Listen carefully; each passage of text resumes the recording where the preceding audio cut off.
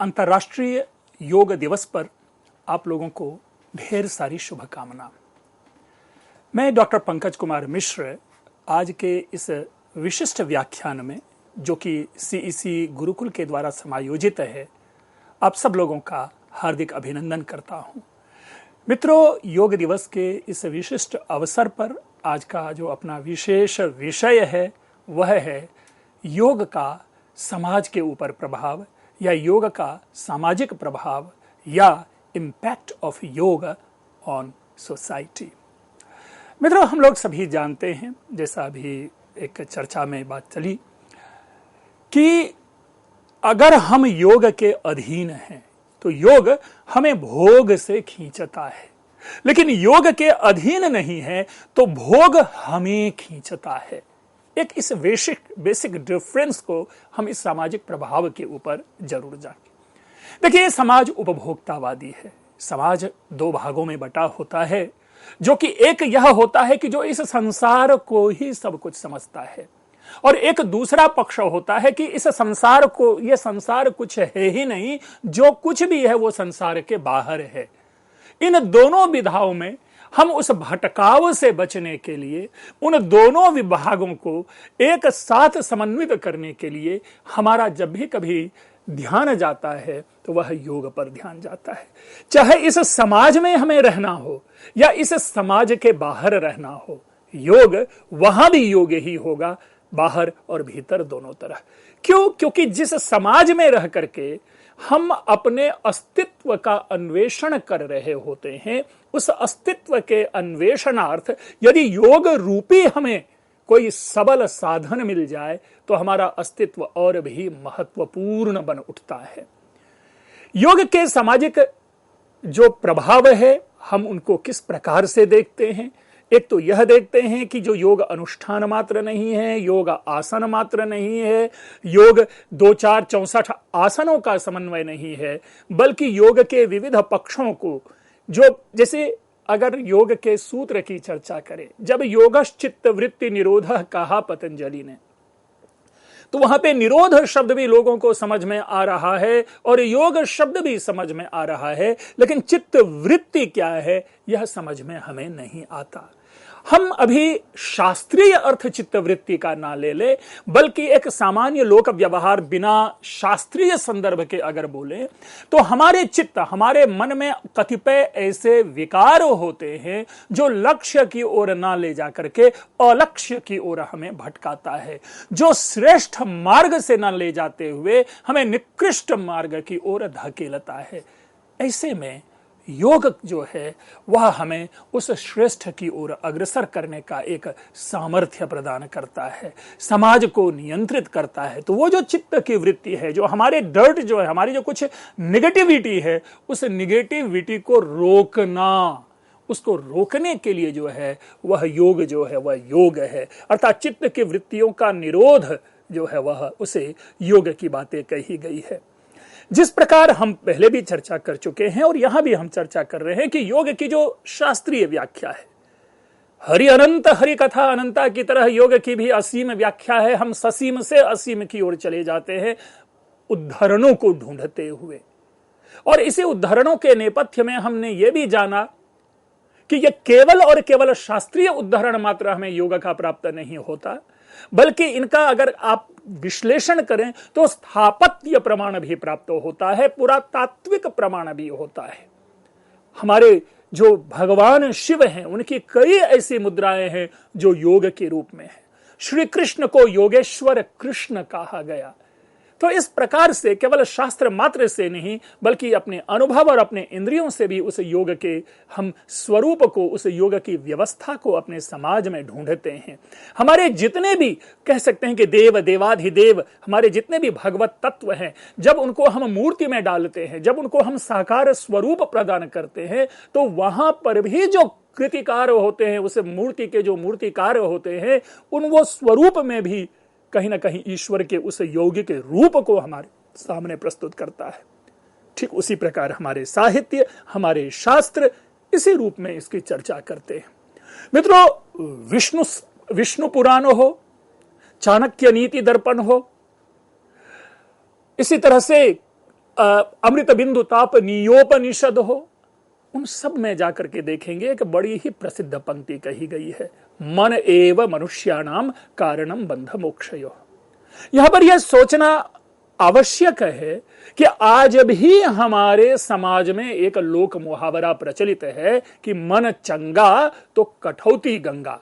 यानी अगर मन आपका स्वस्थ है, मन आपका पवित्र है, मन आपका अनुकूल है, तो वही सारा आनंद है। गंगा वहां गंगा नदी नहीं, गंगा बल्कि आनंद का प्रतीक है। मन चंगा तो कठौती गंगा, यानी हम एक अत्यंत कम वस्तु में ही परम आनंद की प्राप्ति कर लेते हैं। उसी के आधार पर या उससे पूर्व जो ये उपनिषद वाक्य है, मन एव शब्द देखिए, मन ही मनुष्यों के बंधन और मोक्ष के कारण है। अगर मन आपका नियंत्रित नहीं है तो मन भटकेगा, मन अगर नियंत्रित है तो मन आपको अनुशासित होते हुए अनुकूल प्रवृत्त होता है। कुछ ऐसे ग्रंथ का भी मैं यहां विश्लेषण कर दूं, जैसे कि महोपनिषद।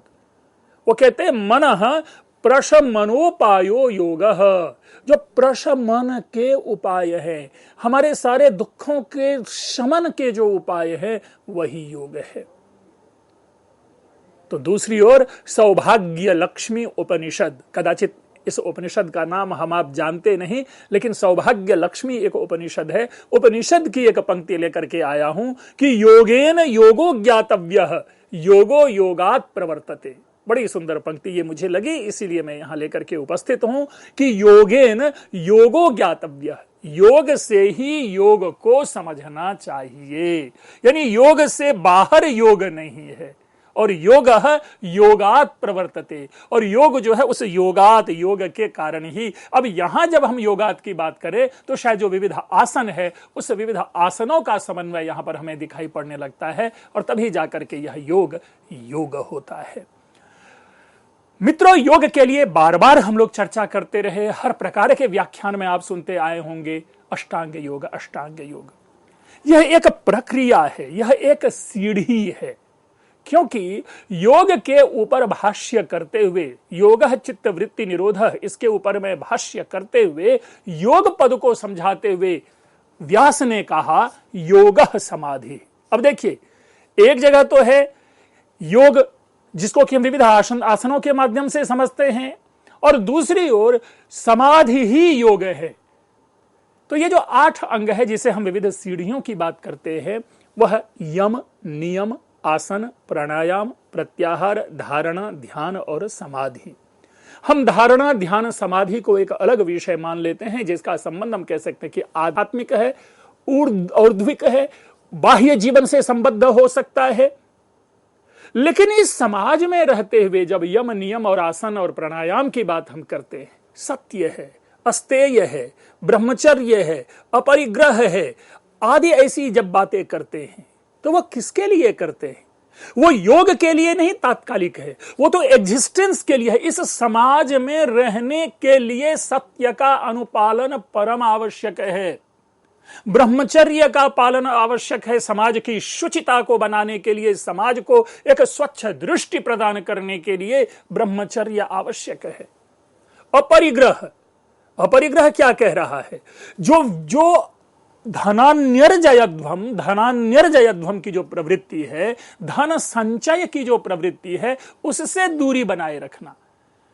मेरा यहां पर यह कहना है कि हम केवल अष्टांग योग को, अष्टांग के उस 8 अंग को केवल योग मात्र से न जोड़ करके देखें। हमारी तो वो दैनंदिनी है, हमारे लिए वो परमावश्यक है। तप है, रिग्रस पिनांस। तप क्या है? तपः द्वंद्व सहनम, द्वंद्वों को सहन करना। अगर हम द्वंद्व को सहन नहीं कर पाते तो हम अपने लक्ष्य से च्युत हो जाते हैं। तभी तो बड़े बड़े कवि कहते गए कि खड़ा रहा जो अपने पथ पर, लाख मुसीबत के आने में मिली सफलता उसको जग में जीने में या मर जाने में। वो तप है जो द्वंद्व का, अर्थात आंधी तूफान आए हमें अपने राह से डिगना नहीं है, शीत हो उष्ण हो हमें अपने राह से डिगना नहीं है, उस द्वंद्व को सहन करना है। व्यक्तित्व निर्माण है, यह योगासन नहीं है। सत्य बोलना योगासन नहीं है। लेकिन हम आप जानते हैं कि सत्य बोलने में कितनी कठिनाई होती है। सहज सत्य सभी बोल लेते, सामान्य सत्य सभी बोल लेते, लेकिन जब जब विशेष सत्य की आवश्यकता होती है, सबके चेहरे पर सब एक विवर्ण भाव प्रतीत हमें होने लगता है, अर्थात हम सत्य बोलने से घबराते हैं। लेकिन ये जो अष्टांग योग का प्रथम योग है, तो वो इस समाज में रहने के लिए हमें सत्य आदि की परिभाषा देता है, सत्य आदि की बात हमारे सामने करता है। और ये केवल और केवल योग दर्शन में ही नहीं, बौद्धादि दर्शन में भी, जैनादि दर्शनों में भी इनकी जो अनवर्थता है उनको हमारे सामने परिलक्षित किया गया है। आप प्राणायाम आदि जानते हैं, जो कि केवल शारीरिक जो स्विफ्टनेस है, जो आपके जो नाड़ियों की स्थिति, जो ब्लड का सर्कुलेशन, उस आदि को नियंत्रित करने के लिए है। क्यों नियंत्रित करने के लिए है? अभी हम लोगों ने कहा मन चंगा तो कठौती गंगा। प्राणायाम अभी आप जानेंगे, अभी आपके सामने मैं प्रस्तुत करूंगा कि हमारे जितने भी मानसिक रोग हैं, दो प्रकार के रोग होते हैं। एक को कहते हैं आधि, एक को कहते हैं व्याधि। व्याधि जो कि शारीरिक रोग है, और आवश्यक रूप में जो शारीरिक रोग है वो योगासनों से ठीक होता नहीं, वो ठीक होने वाला नहीं। शारीरिक रोग क्या, जैसे एक सामान्य सा उदाहरण ले लीजिए कि हमें पैर में कहीं चोट लग जाती है और घाव बन जाता है। उस घाव को हम इस योगासन से ठीक नहीं करते, उसके लिए आवश्यक रूप में औषधि चाहिए। लेकिन जो मानसिक रोग होते हैं, आज इस भौतिकवाद के अंतर्गत आप पाएंगे हमें माइग्रेन होता है, अवसाद होता है, निराशा होती है, इच्छाएं प्रबलित होती है। उन सबको हम किससे रोकते हैं, किससे रोकेंगे? क्योंकि मन जो है सबसे अधिक प्रभावित होता है, और अगर मन आपका विचलित होता है तो अनिद्रा की स्थिति जगती है, रातों भर आपको नींद नहीं आती है। उसका परिणाम किस पर होता है? आने वाले आगे के दिनों में किए जाने वाले कार्य के ऊपर में सबसे अधिक प्रभाव पड़ता है। क्यों? क्योंकि चिड़चिड़ापन उभरता है। ऐसी चीजों के लिए प्राणायाम बहुत जरूरी है। प्राणायाम यानी सांसों का रोकना। सांसों का रोकना यानी जो हमारा जो ब्लड सर्कुलेशन है, हमारी जो नाड़ियों की स्थिति है, अवस्थिति है, उसको नियंत्रित करना है। तो इस प्रकार से हम अष्टांग योग के माध्यम से भी हम उस समाज के ऊपर इस योग का प्रभाव देखते हैं। मैंने केवल 2, 4, 5 शब्दों को लेकर के आपके सामने इसकी व्याख्या प्रस्तुत की है, लेकिन कभी इसको अपने जीवन में उतार करके देखें, तब पता चलेगा। इसके साथ ही हम आप सभी जानते हैं, बचपन से पढ़ते चले आए हैं कि हेल्थ इज वेल्थ, स्वास्थ्य ही धन है। मित्रों, महाकवि कालिदास ने कुमार संभवम के पंचम सर्ग में एक बड़ी अच्छी पंक्ति दी, शरीर माध्यम खलु धर्म साधनम, यानी शरीरम आद्यम धर्म साधनम, अर्थात धर्म की सिद्धि के लिए, अपने लक्ष्य की सिद्धि के लिए, अपने कर्तव्य पथ पर आरूढ़ रहने के लिए अगर आप सुव्यवस्थित जीवन चाहते हैं तो शरीर ही प्रथम वो तत्व है जिनको कि आपको सुरक्षित रखना होता है। आज आप सोचें कि इस व्याख्यान मात्र देने के लिए मैं यदि यहां उपस्थित हूं तो आवश्यक रूप में कल से मैंने अपने शरीर के ऊपर में ध्यान दिया होगा कि कहीं सर्दी ना आ जाए, छींक ना आ जाए, कहीं चोट ना लग जाए। और अगर मैं स्वस्थ नहीं हूं तो इस व्याख्यान के लिए उपस्थित नहीं हो सकता। अगर हम आप किसी महालक्ष्य में पड़े हुए हों और अगर शरीर आपका स्वस्थ नहीं है तो उस लक्ष्य से हम च्युत हो जाते हैं।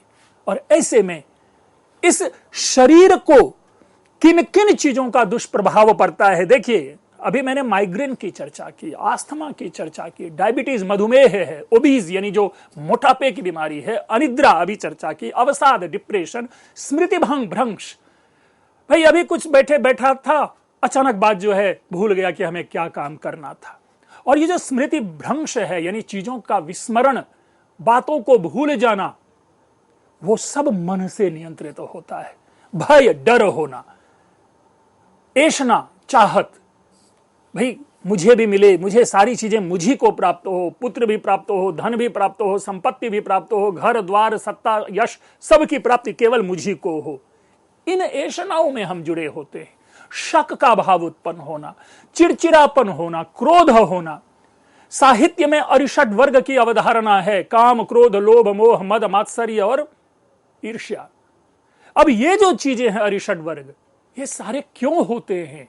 इसलिए कि हमारा मन नियंत्रित नहीं है, इसलिए कि हम शारीरिक दृष्टि से बहुत ही कमजोर हैं, हमारा शरीर स्वस्थ नहीं है। तब जाकर के हम कहीं कभी टॉनिक ले लेते हैं, कहीं किसी डॉक्टर से दवाई ले लेते हैं, लेकिन यह नियमित योग है, अगर उसका आप अनुपालन करते हैं तो मैं यहां तक कहता हूं कि शायद आपको किसी भी डॉक्टर की जरूरत नहीं पड़ती है। कभी कभी मैं कह बैठता हूं लोगों को कि भाई अगर तुमको मन को और अधिक शार्प बनाना हो, माइग्रेन आदि चीजों से दूर रहना हो, तो शिव तांडव स्तोत्र रचो, शिव तांडव स्तोत्र पढ़ो, इसलिए कि उससे भी आपका ब्लड सर्कुलेशन बढ़ता है। और वो पंक्ति आप लोगों ने कई बार सुन ली होगी, और वो है प्रफुल्ल नील पंकज प्रपंच कालिम प्रभावलम विकंठ कंदली रुचि प्रबद्ध कंधरम स्मरच्छिदम पूरच्छिदम भवच्छिदम मखच्छिदम गजच्छिदांत कच्छिदम तमंत कच्छिदम भजे। अगर आप इसे एक सांस में पढ़ते हैं, अखर्व सर्व मंगला कला कदम्ब मंजरी रस प्रवाह माधुरी विजृंभणा मधुव्रतम स्मरांतकम पुरांतकम भवांतकम मकांतकम गजांत कांत कांतकम तमंत कांतकम बचे। स्वर में मत गाइए, केवल इसके उतार चढ़ाव को आप एक सांस में लीजिए, आपके चेहरे के ऊपर में एक विशिष्ट लालिमा आती है। प्रयास देखिए, प्रयोग करके देखिए, यह भी उन्हीं योगों में से एक योग है। तो मित्रों, योग के विविध रूप हैं। योग के इस रूप को हम अगर जीवन में अपनाते हैं तो पुनः मैं ये कहता हूं कि व्यक्तित्व का निर्माण होता है, हमारा समाज जो है वह उन्नतिशील होता है। हमें यह भी जानना है कि इस समाज में रहने वाले हर व्यक्ति का जो अच्छा स्वास्थ्य है वह उसका जन्म सिद्ध अधिकार है, अर्थात अच्छा स्वास्थ्य हर व्यक्ति का जन्म सिद्ध अधिकार है। रोग एवं शोक केवल प्राकृतिक नियमों के उल्लंघन के कारण होता है, इस चीज को ध्यान रखना है। हम जब प्राकृतिक नियमों का उल्लंघन करते हैं, यह प्राकृतिक नियम क्या है भाई? हमें ब्राह्म मुहूर्त में जगना चाहिए, हमें नियमित समय पे 8-9-10 बजे सो जाना चाहिए, लेकिन आज की इस भागदौड़ में हम 2 बजे रात तक जगे रहते हैं। तो स्वाभाविक हमारे मन के ऊपर प्रभाव पड़ेगा, मन के ऊपर प्रभाव पड़ेगा, मन आपके शरीर को साथ नहीं देगा, और मन और शरीर का संयोग नहीं होगा तो रोग और शोक के हम शिकार होते हैं, और यही प्राकृतिक नियमों का उल्लंघन है।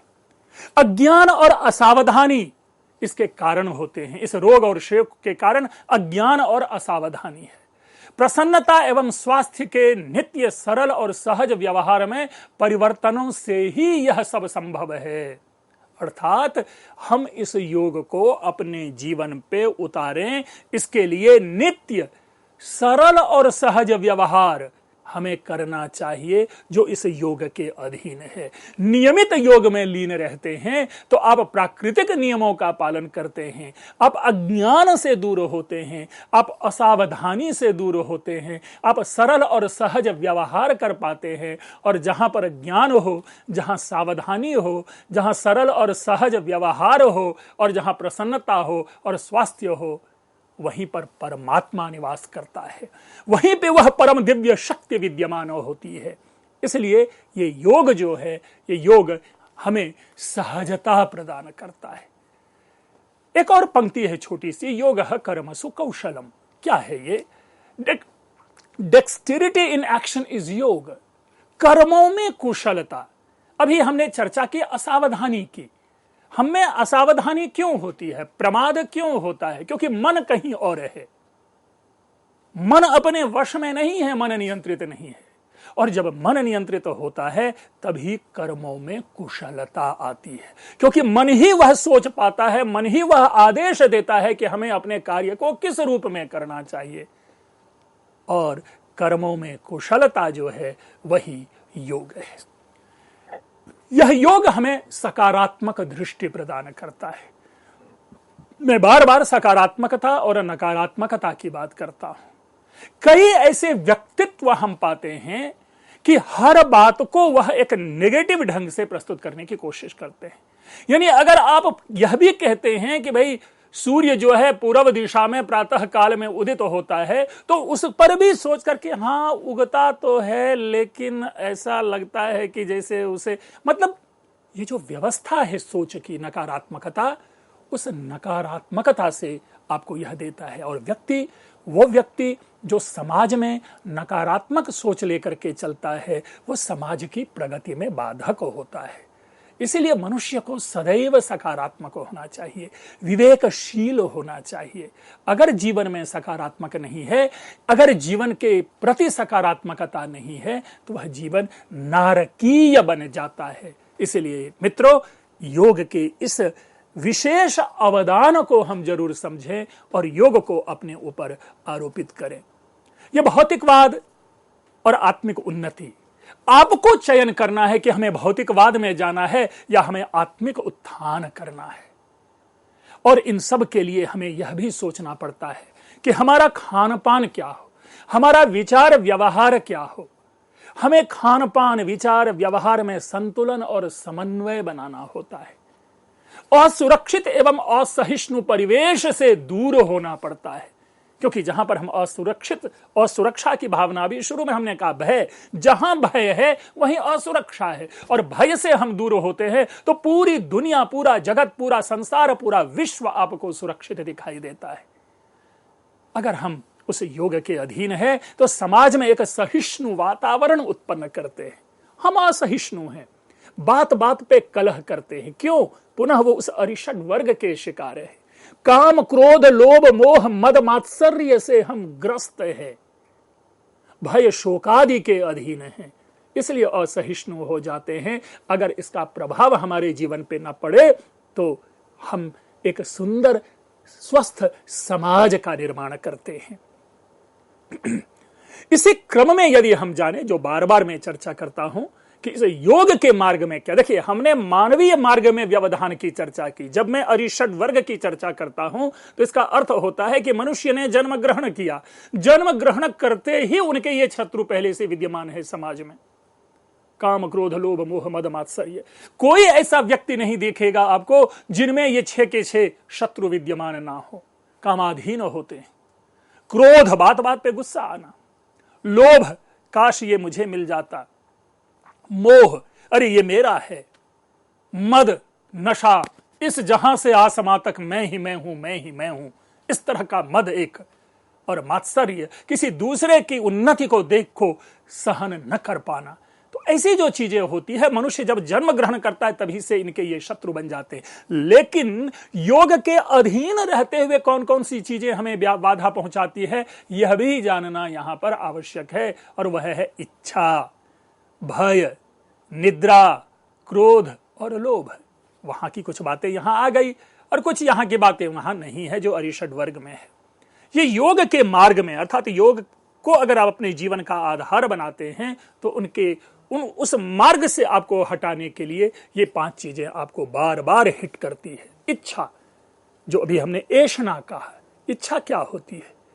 ये मुझे मिल जाता, काश यह मेरा होता, या ये मुझे चाहिए, यही इच्छा है। हमारे यहां तो हमारे ऋषि मुनिगण कह गए हैं, एति पांव पसारिए जेती लांबी सौर। कहीं इच्छा नहीं है। साईं इतना दीजिए जा मैं कुटुंब समाय, मैं भी भूखा ना रहूं, साधु न भूखा जाए। कहां इच्छा है? तो ऋग्वेद की पंक्ति कहती है, केवलाघो भवति केवलादि। अकेला खाने वाला व्यक्ति पाप का भागी होता है। इतनी बड़ी बड़ी बातें जिस समाज में विद्यमान हो, वहां पर भी यदि व्यक्ति इच्छा के अधीन होता है तो वो योग में कभी प्रवृत्त नहीं होता। भय, अभी कहा, और सुरक्षा की भावना। हम अपने को इस जगह देखते हैं कि कोई मुझे तो नहीं देख रहा और मेरे बारे में क्या सोच रहा, कहीं ऐसा हो जाए तो क्या होगा। भय के अधीन है। हमने कई बार ये कहा है कि भय के कारण ही हमें बहुत सारी चीजों को हम देखते हैं। अगर मनुष्य भय ना रखे तो मनुष्य दिग्विजयी होता है। फिर ना तो वो भूत से भय खाता, ना वो भाग्य से भय खाता, ना ही वो भगवान की परवाह करता, अगर भय नहीं हो। मैं तो कभी कभी कहता हूं कि भय के कारण ही भूत है, भाग्य है और भगवान है। अस्तु, निद्रा। आप जानते हैं कि निद्रा कितनी बुरी चीज है। एक व्यक्ति को आदत होती है, आज भी दिन में गर्मी के मौसम में 12 बजे जगते हैं, जबकि सारी दुनिया के कई सारे कार्य हो चुके होते हैं। तब अगर व्यक्ति वह सो करके जगता है, अब समझिए कितना उन्होंने अपना समय बर्बाद कर दिया। बड़ी अच्छी पंक्ति एक और है कि रात गंवाई सोई कर दिवस गवायो खाए, हीरा जन्म अमोल का माटी बदले जाए। यानी निद्रा आपको योग में प्रवृत्त नहीं होने देगा। आपको योग में जाना है सुबह के 5 बजे या 6 बजे या 7 बजे, लेकिन उस समय भी आप कहेंगे अच्छा चलो 10 मिनट और सो ही लेते हैं, बाद में देखा जाएगा।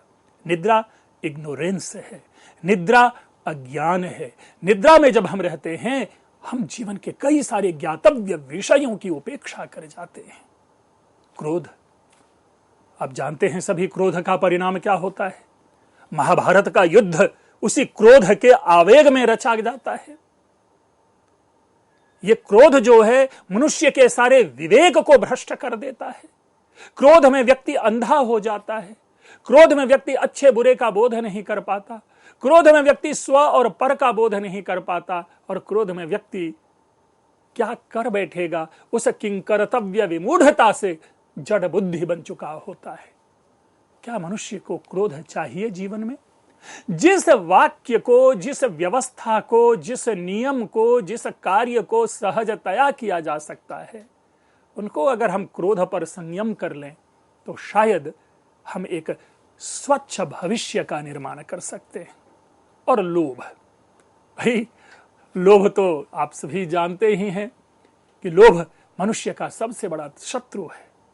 वो जो तृष्णा है, तृष्णे का तरुणायते, एक लोभ ही जो है, तृष्णा ही जो है, जो चाहत की जो प्यास है, वो सदैव युवती बनी रहती है। तो इसलिए यहां जो हमें योग के जो मार्ग के विघ्न हैं, योग के मार्ग की जो बाधाएं हैं, उनमें हम इच्छा, भय, निद्रा, लोभ, क्रोध आदि को पाते हैं। मनुष्य को इससे जीतना चाहिए। योग सार्वजनीन एवं सार्वकालिक है। मनुष्य के लिए योग की सार्वजनीन एवं सार्वकालिक आवश्यकता है। इससे मनोमस्तिष्क का ही स्वास्थ्य नहीं, सामाजिक मूल्य भी सहेजे जा सकते हैं। योग से सामाजिक मूल्य की भी सुरक्षा की जा सकती है। मित्रों, आज के इस अंतर्राष्ट्रीय योग दिवस के अवसर पर योग के ऊपर विविध प्रकार के व्याख्यान को आपने सुना। एक इस व्याख्यान को भी सुना। आप लोगों को रुचिकर लगा हो तो आवश्यक रूप में टिप्पणी करें। मेरी ओर से केवल इतना कि आप लोगों ने ध्यानपूर्वक सुना। आप लोगों का बहुत बहुत धन्यवाद।